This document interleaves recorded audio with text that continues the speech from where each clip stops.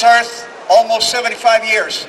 I never thought that we'd go back to an era that everybody thinks was probably the worst in our history.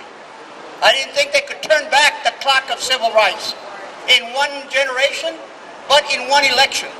We know that elections have consequences, but I can't believe that sometimes good people vote the wrong way like they did this past election. What is happening to people? What water are they drinking or what pills are they taking? They're not using their total minds. I just can't believe this person who definitely is not prepared. Yeah, he went to college. Yeah, he is a billionaire. But how in the heck does a guy with character and an attitude like he has against everybody? I mean, there's not anybody that he hasn't spoken ill about. And this isn't something new that he started just during his presidential campaign.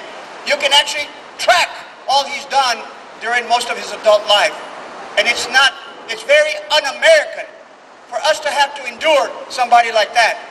But to all the children that are here today and the ones that come in the future, what we want in our country is education, not deportation. Education, not deportation. Education, not deportation. Education, not deportation. Education, not deportation. If this country is going to be able to compete in the global economy, who do you think is going to take and who's going to be the people doing that? All you young people that are here. That's why we have to educate you. Yes, and you know what? I'm very selfish. I want to make sure my pension fund is funded so you guys get a great education, okay? I may not be here very long, but I want to make sure everybody has the opportunity not only to have a good career, but retire, and that they will have a pension when they retire. My grandparents worked till they died, basically. And that's normally has been the history of minorities, not only in Texas, but in this country. You know, who would want to nominate somebody that has little to no knowledge about education? But that's exactly what this administration is doing.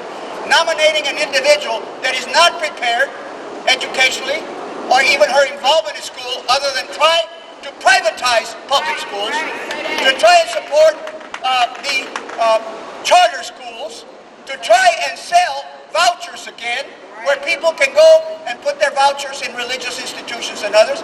I don't think this is what America stands for. And we should not stand for that. We should not support that. We should oppose that wherever we can. Right. We must give our children every opportunity to succeed, because it not only helps that family move up to the next ladder of middle class, but it also helps that community where they live. It helps that city where they live. It helps our state where we live. And it helps our country when we do that. That's why the organization I represent, we're very much into not only attempting to keep kids in school to become somebody, so they can become our elected officials in the future someday. That's why we try to fund them with scholarships and other monies that we do to help them, those that will be the first ones to go to college, out of high school and into college. Because we must stop that pipeline from school to the penitentiary. Out of all the people that are in the state penitentiaries, there are more prisoners in Texas than most countries in the world. Are you aware of that? 7 out of 10 people in the penitentiary are black and brown. And what happens when they come back if they don't have a skill? They go right back. We can't have that in our society.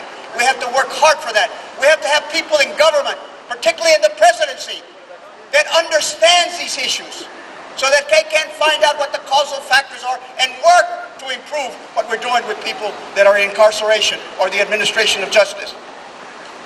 And I'm glad to see that one of the young ladies had a sign that said, we need to build bridges, not make enemies.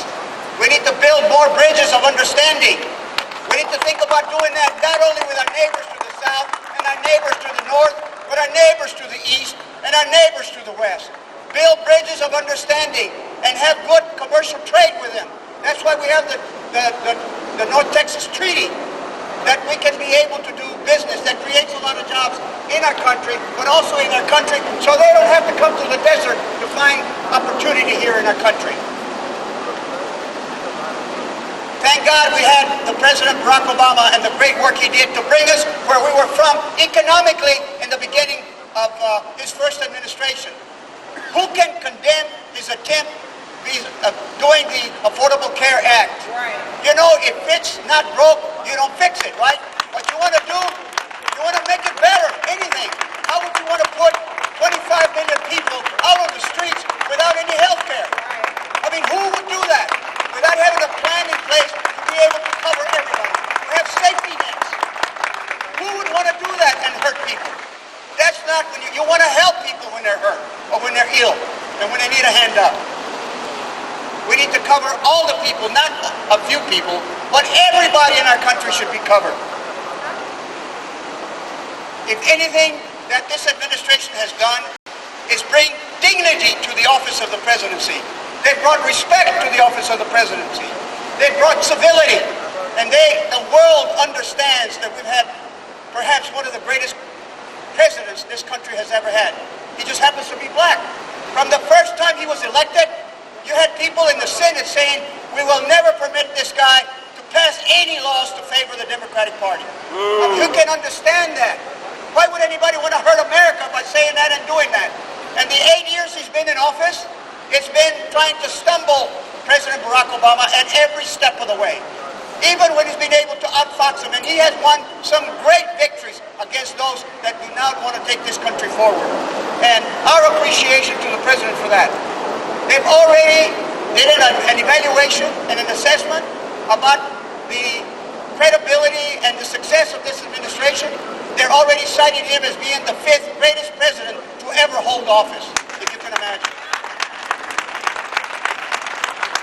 I don't think America was founded or created for it to become an elitist country, only for the few, only for the rich, only for the landowners.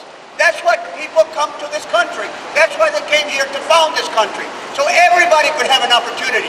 Unfortunately, that's not the thinking that's in the White House these days.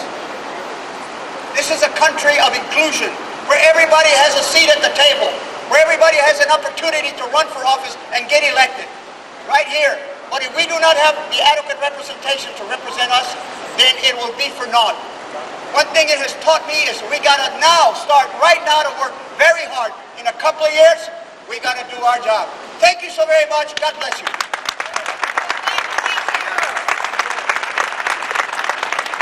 All right.